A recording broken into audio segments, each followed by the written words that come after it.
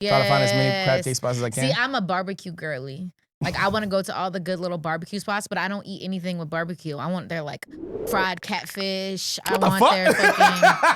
I'll take their brisket, but I don't like barbecue sauce. But you like barbecue spots? Yes. No, you going for the smoke? Yes, I want everything smoked and or fried. Smoked or fried, because that's what I did when I came back from New York. I used to live in New York almost about... Are we talking about the food or are we talking about the weed? Because you said smoked or fried, and I'm like, aren't those the same? Well, in that case, both. In that case, I'm definitely pro-fried, not ashamed to say smoked it. Smoked or fried, got it. Yes. But on my way back, when I did live in New York, almost 10 years ago, upstate New York, I lived in a small town called Watertown. And H2O town, that's what they called it. And they told me about a mom and pop place, which it's bigger, so it don't look like a typical mom and pop place, but it's like down in Syracuse. It's the only city before you enter into the upstate New York, Syracuse. And they're known for like lacrosse and stuff like that. Yeah. But it's called Dinosaur Barbecue. When I tell you, when we went to go see my mama, I had to go out the way. It was an hour out the way. I was like, I don't care. We got to go to that spot. Because good food will bring you back every time. Good food. And the price point, and I'm talking about the best margarita I've had in a long time. There's 3 restaurants I have in this country that are my favorite like places to eat. It's McCormick and Schmidt's, Sushi.com out in Washington State, and then Warrington's in California. It's in Riverside, California. Those are like my Warrington has. There's a Warrington in California. No, wait, Worthington's. Oh, okay. Not Warrington. Worthington's. Oh, okay. Is the name of the restaurant. Okay. And they have the best fucking burgers. And I knew the staff that worked there really well, like to the point like when I left California, because I was out there for 2.5 years. Right. When I left California, they threw me like a going away party, gave me a hat, everybody signed it kind of thing. So Worthington's has one of the best burgers I've ever had in my life. I love a good burger. The seafood and steak at McCormick and Schmidt's. It's spot on, and Sushi.com has my favorite sushi. See, but that's another reason why I like traveling by myself. Because say you want to go to a certain place or try a different type of cuisine or something. There's always that one picky ass friend.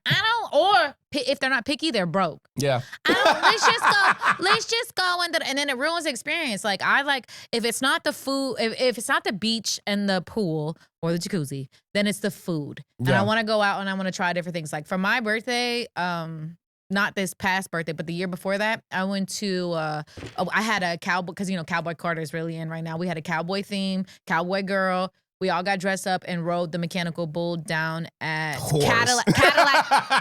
I'm sorry. I was with men, too. Horse. And they are. Clock that. He is a whore. He definitely is. But we went to Cadillac Ranch off of the harbor.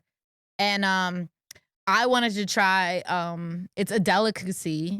It's bull balls. And when I tell you, I ordered it for the table because I'm like, it's my birthday. Like, it's a delicacy here. Like, let's try it because I will try anything once. Were they smoked or fried? Fried. Fried. I'll eat anything fried. Fry that shit. Even if it's the bull's balls. That shit. Put it in the grease and put it in my mouth. Everybody at that table had some, and we all fucking loved it. It was so That's good. Some Fear Factor shit. Ever. I would go on Fear Factor. Fear Factor and Survivor. Those are the 2 shows I would definitely go on. I'd eat a roach for $50,000. I've said this before. I would. You're for so $50,000. So lucky we're before the Patreon because I was about to say some crazy shit. I would eat a roach for $50,000. I sure the fuck will. Non-taxed. That's the key. Can't be taxed. Because I used to work at a casino. I know y'all like the tax. You win $100,000, you really only walk away with $90. That's still a lot of money, but I want it untaxed, $50K. And I'd eat a roach. I swear I would. Just give me a chaser afterwards, okay? I feel like I've ate worse for free. I feel like I had.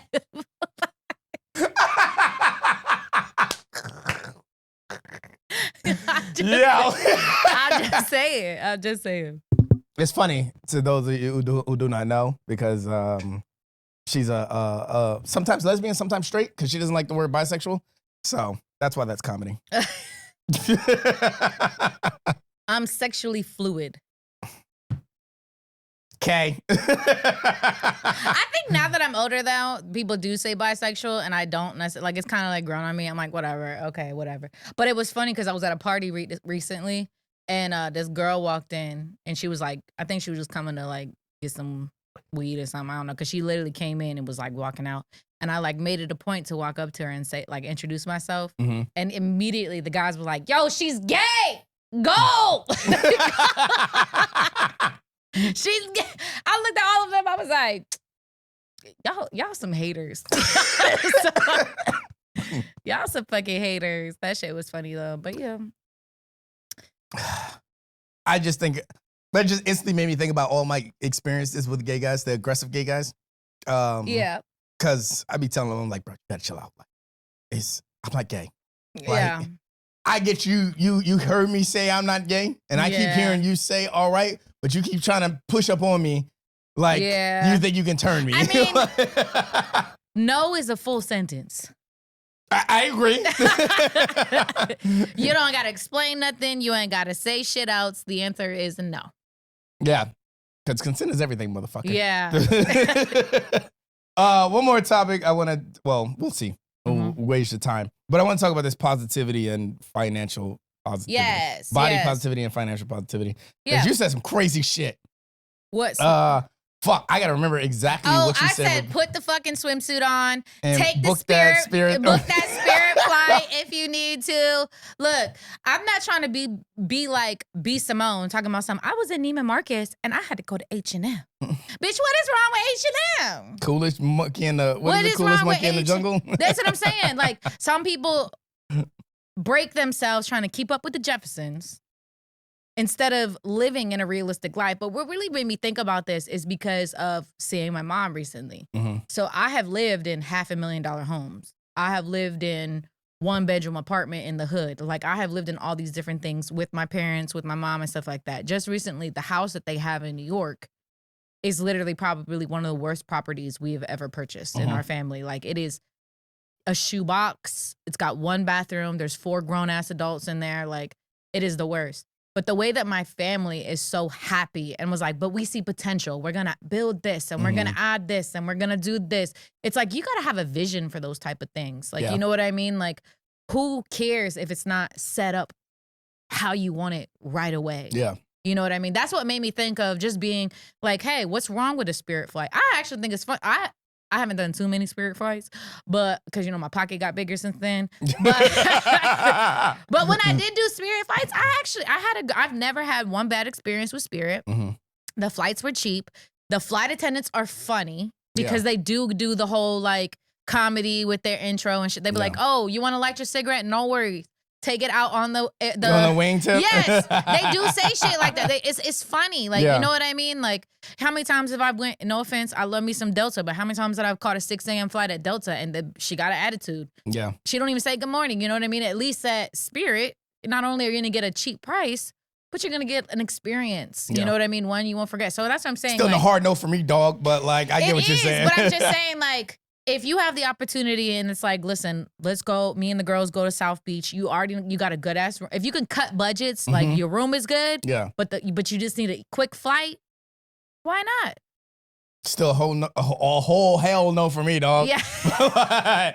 But pockets got bigger. Yeah. That's not really a thing for me anymore. But I promote it for the next person. Like, I mean, yeah. Like, if you're trying to do all that, honestly, if you're trying to do all that, sure. It depends if you're trying to do all that. If you're just doing it because you're trying to hop on some crave, no, wait till you get your money out. Yeah. Well, no, because I meet people that are like 38, almost 40. They haven't left Virginia. And it's like, yeah. They still talking about like, I want to go to South Beach. So you know what I mean? It's like, you've been talking about it for a while. You're 40 years old. You haven't made that first trip to just book you a spirit trip. Get that shit out. Just say you did it. Like, wait, is it the money though? That's why they're not doing it at 40 years old? I only assume. I can only speculate. People only tell you what they want to tell you and assume it what they want to tell you, blah, blah, blah.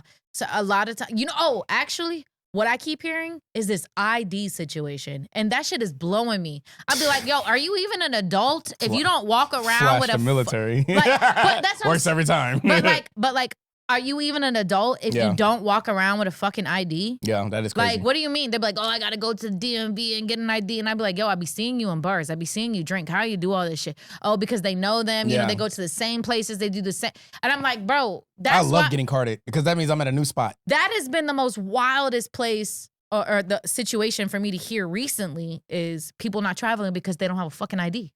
Yeah, that is crazy. I'm like, what? I still have my California ID. I still have I have a New York ID. I have an Alaska driver's license. I forgot about you. I have Alaska. 3 different Virginia ones because I had the original one before it went to the holographic shit. Then I got my real ID. I still have my horizontal one.